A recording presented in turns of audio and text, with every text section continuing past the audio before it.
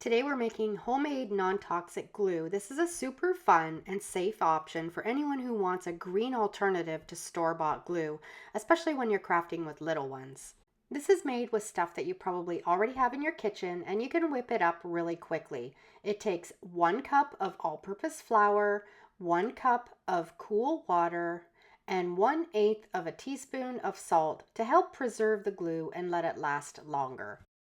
Now place your saucepan on the stovetop with the heat on low.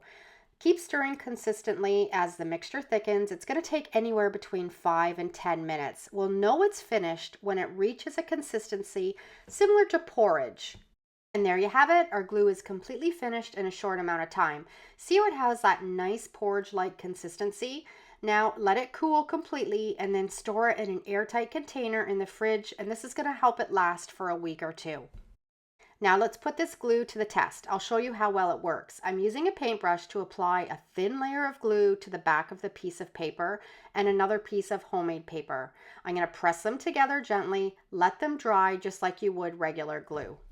I'm always surprised at how well this homemade glue bonds paper together. This is a fantastic DIY project to do with your kids, especially younger ones, since it's completely non-toxic and there's no worry if they get a little bit on their hands or even in their mouth. This glue works best on paper projects, cardboard creations, and other lightweight materials.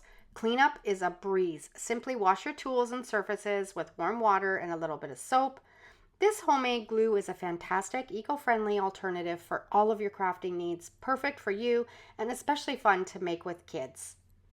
And if you're looking to color your glue, which would be a fun twist for the kids to do, you can add a few drops of food coloring to your mixture while it's still warm. This is a fun way to add a decorative touch to your projects, especially when working with kids. I set this aside to dry and it bonded firmly to the paper. It may not be quite as strong as store-bought glue, but that makes it a perfect project for a rainy day with your kids or your grandkids. Just seal it up in an airtight container and pop it in the fridge when you're finished. Thanks for watching. Have a great day, and we're going to see you in the next video. And if you love this video, I'm sure you're going to love either of these next two.